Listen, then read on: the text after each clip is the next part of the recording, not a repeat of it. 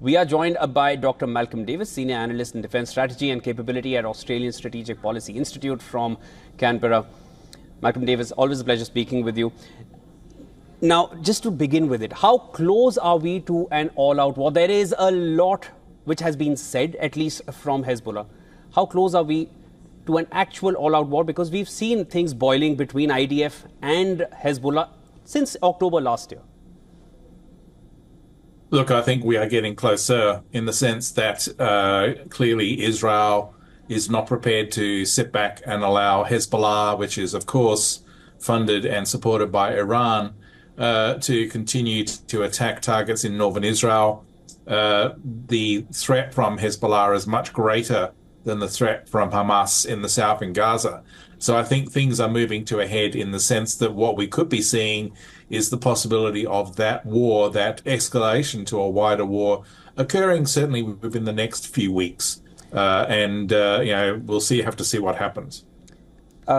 Malcolm, and we've been discussing this ever since the Israel-Hamas war broke out in October last year, the larger repercussions and how the entire West Asia will get involved. Now, we've seen smaller fractions, most of them backed by Iran, getting involved in carrying out attacks on, of course, towards Israel and also upon shipping routes which are going through the Red Sea. We've seen all of that happening. As of now, if Hezbollah and IDF, they go head-to-head in an all-out collision, what kind of repercussions can we expect in West Asia? And also bring in what it would mean for European Union if Cyprus gets in this fold?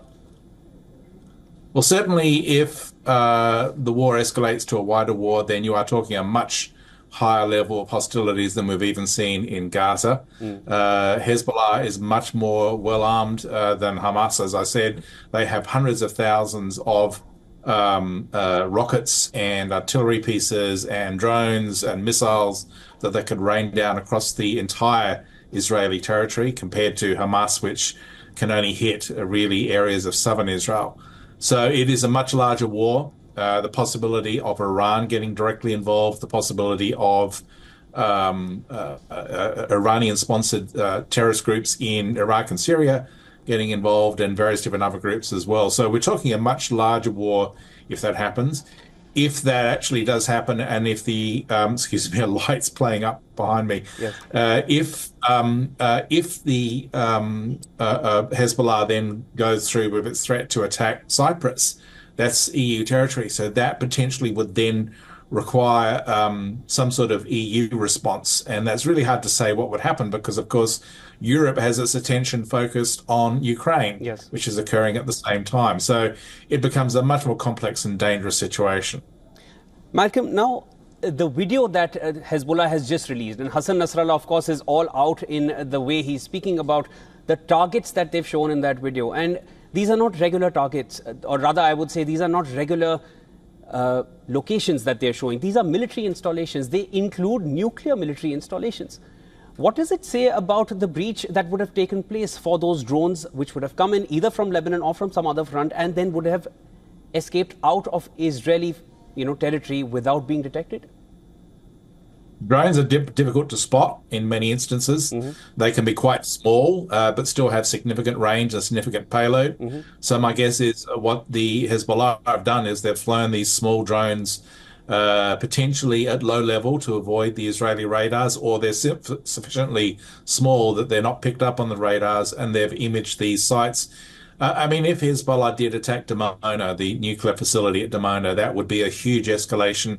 It couldn't happen without the authority and the approval of Iran. So my guess is the Israelis would strike not just at Hezbollah in that instance, but they would hit Iran as well, and they would hit the Iranians hard. You might recall a few weeks ago, yes, the Israelis and the Iranians had an exchange of fire which was very limited and constrained. I think that the second time around, particularly if Dimona is struck, there would be no such constraints, and you would then add another layer of escalation to the war. Malcolm, one more question. You mentioned Iran, and that's essentially what I wanted to come to next. Do you feel Iran would get involved in this, or we could see another range of escalations coming in as a direct confrontation between Iran and Israel as well if Hezbollah is all out with the war? Well, Iran is already involved in the sense that it's directly supporting both Hamas and Hezbollah, so supplying them with weapons. A direct And involvement you could see, is what I'm asking. yeah, a direct involvement. In terms of a direct involvement, if Iran actually started attacking Israel directly, that would generate a strong Israeli counter-response. I guess the question is, if Iran doesn't do it, if Iran doesn't come and fight alongside Hezbollah, then Hezbollah might start to question Iran's resolve. And given that Iran is in the midst of an internal presidential transition, then that could generate political problems for Iran in the region. So I think there might be an incentive there for Iran to actually step in and become more directly involved. But of course, the risk would be that there becomes a much more aggressive Israeli response as a response. We're definitely nearing a tipping point, and then the chances of an all-out war between the IDF and Hezbollah, which has been on the boil, it is really close to a very unfortunate fruition if it does happen. Of course, there will be a lot to track as it happens. We will be doing that right here on WION World is One. Thank you so much for joining in. That was Dr. Malcolm Davis joining us from Canberra with all his insights. Thank you.